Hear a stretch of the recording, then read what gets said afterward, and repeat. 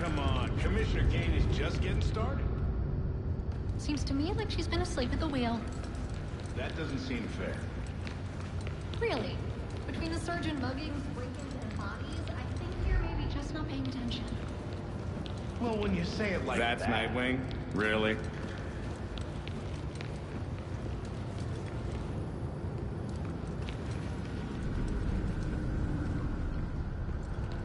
I don't know, but I hope the cops get every one of them who escaped and lock them up for good.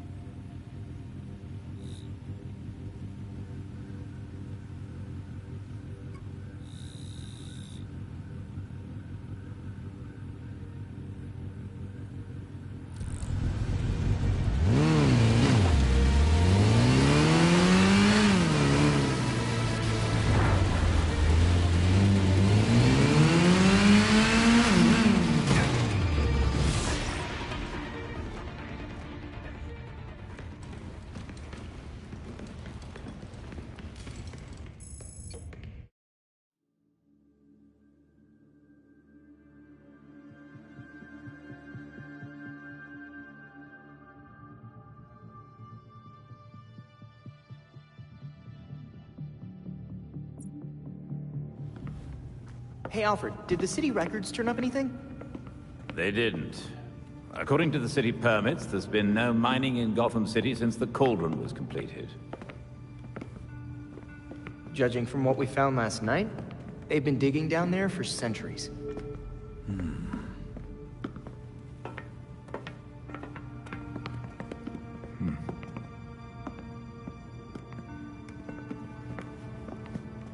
Give this a listen, Alfred. Babs managed to repair some of the court voice recordings. Dionysium brought the Talons back to life. Sort of. Dionysium's basically weak as hell Lazarus pit water. Brings back motor functions, but free will's as good as gone.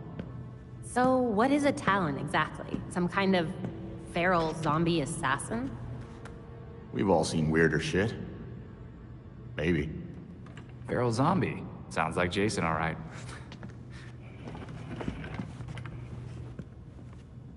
I recognize a voice. The older woman is Constance Cobblepot, I'm fairly certain. And the others?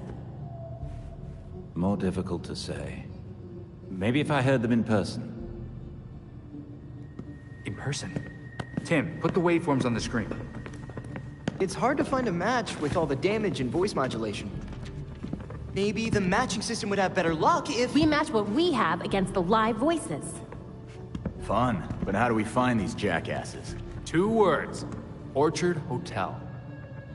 The event of the season. This year's dedicated to Master Bruce. Gotham's rich dress up and pretend they're humanitarians. I've been a few times. So it's Dirtbag Central. With so many of Gotham's elite together, security at the Masquerade will be tight. Finding out their plans first would give you an important advantage. I'll tweak our masks to record telescopic audio. If we can get a good vantage point, we may be able to put some faces to these mystery voices. Sounds like our kind of party.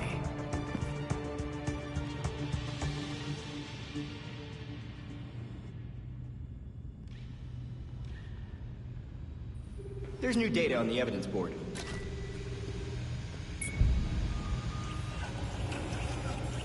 I leveraged a mutual acquaintance. The head of security for the Orchard Hotel, Mr. Hendricks, has agreed to a meeting.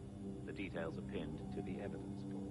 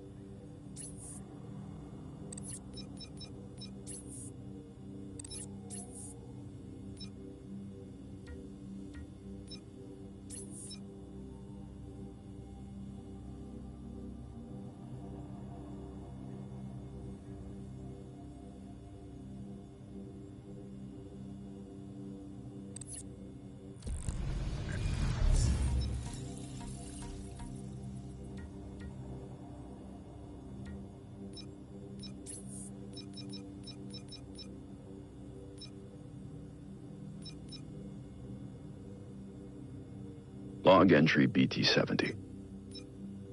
I don't often have dreams. But this morning, I woke up from one about Nightwing. Dick came back to Gotham. We sat right here in this room, together.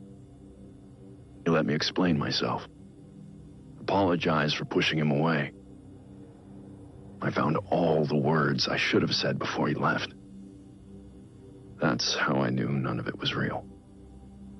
He asked me about something we used to talk about. Batman's legacy. You know, who wears the cowl when Bruce Wayne can't. For years, I thought I had the answer. Every time I looked at Dick Grayson, I saw the next Batman. But Dick never wanted it. I've been monitoring his activities in Bloodhaven. It's amazing what he's accomplished on his own. His way. With courage and kindness. I see it clearly now. I don't want Nightwing to become Batman. I need Batman to be more like Nightwing. Despite everything, I just wish he was home, so we could talk. Really talk. I'd tell him how proud I really am. That Nightwing is the better version of what Batman was meant to be. That because of Dick Grayson, Bruce Wayne became a better man. I'd tell my son that I miss him. I'll tell him the next time he comes back. He doesn't need me bothering him. He doesn't need me at all.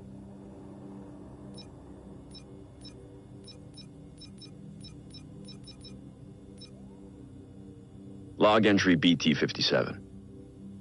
It's been 2 months since I confronted Red Hood. Wanted criminal, confirmed killer. Jason. At first, I didn't want to believe it. But after that shock came hope. He's still driven by a sense of justice. There's still a part of him I can recognize as Robin. He's talking to me, but he's so angry. Not so much at his murderer, but at me. I deserve his anger. He was just a child when I put him in harm's way. I pushed him too hard, too fast. He's made it clear that he'll never let go of his desire for vengeance. But he's come to understand that violence has its limits. I can only be grateful Jason's meeting me halfway. He's accepted counseling. We're finding a way to move forward. He's even suggested we work on a new kind of pistol for him, together. Something that's more bat-friendly. I have some reservations about that, but he insists it's possible, and his prototypes are promising. He's making an incredible effort to come back from that cliff. To be a better man. So far, I've been unable to find out what happened between Jason's murder and his appearance on Gotham streets as the Red Hood. His amnesia seems total, but not necessarily irreversible. Maybe with time he'll remember. Alfred and I ran every test we could think of. The last one confirmed my suspicions. We found evidence he'd been exposed to a Lazarus pit. Was Jason revived by Raish? Talia? Another faction or cult? Raish has healed his injuries, no matter how severe, in Lazarus pits. Ongoing exposure has rendered him practically immortal, though at the cost of his humanity. Raish's original goal when he founded the League was to destroy a corrupted society, to then rebuild it to a purer form. Now, he seems to have lost sight of any reconstruction. He views all human beings as irredeemably flawed, even Talia. For all his anger, Jason is nothing like that. My working theory is that a single short exposure to a Lazarus pit won't cause a permanent shift in personality. But I need to learn more. For Jason's sake. I won't lose him again. Log entry BT-49. 6 months since Tim Drake showed up. This kid not only figured out Batman's identity, but connected every dot. Nightwing, Alfred, Jason Todd, and at just 13. Tim is certainly smarter than I was at that age. In a raw sense, maybe even now. A natural detective. When Tim figured out who we all were, my first thought was, how did he do it? And then, how could he use this against us? Even more paranoid than usual. I've been in a dark place since Jason died. Robin's mask now feels like a curse I inflicted on Jason. And Dick. Tim wants the mask anyway. He says Batman needs Robin. Alfred and Dick just encourage this. They insist Tim just wants to help. There was a time I thought that I was helping Dick. Certainly thought I was helping Jason. If it were only that simple. Tim thinks everything has an answer. He has this absolute enthusiasm I can't possibly match. I worry I'll just grind that enthusiasm to dust, like I did with the others, whether I want to or not. It's just what I am. Though Tim would be better off without the mask. If he has to wear it, pushing him away would be dangerous. For some reason I can't understand, he trusts me. I'm certain I don't know what's best for the kid, but with all his potential and that raw genius, maybe, just maybe, we can make this work.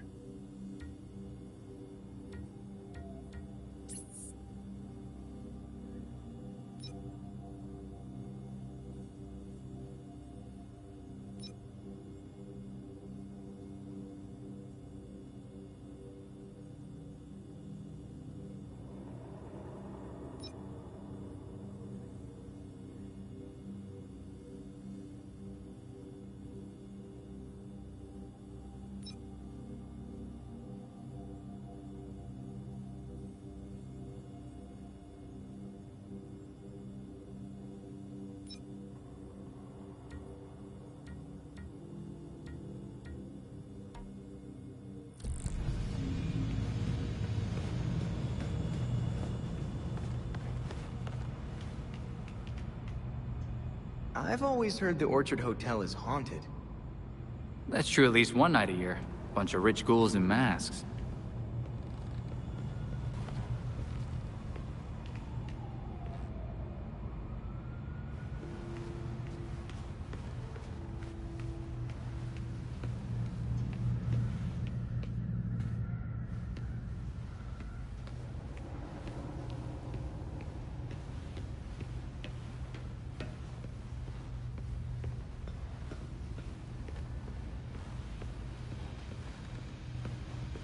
Not only is the court real, but so are Talons.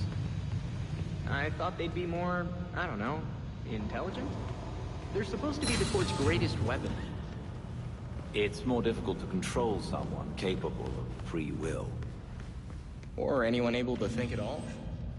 But that doesn't mean we can underestimate them. They are still capable fighters. Sure. I just won't try to have a conversation with them.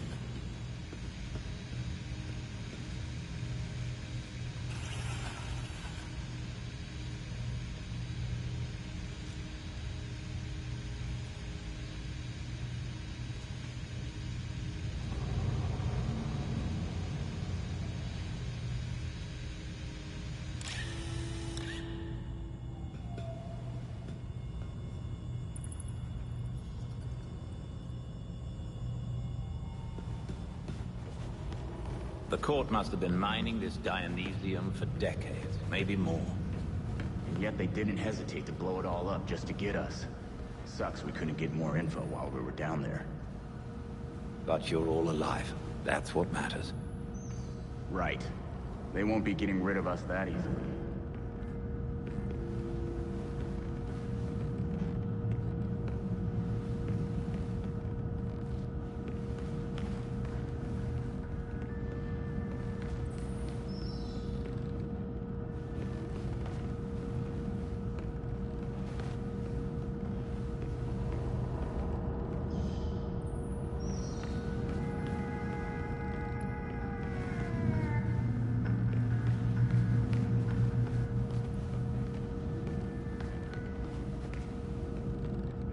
That was something else, huh? Yeah. You want to talk about it? Nope. Sure. Well, you know my door is... Cool. Cool. Good talk.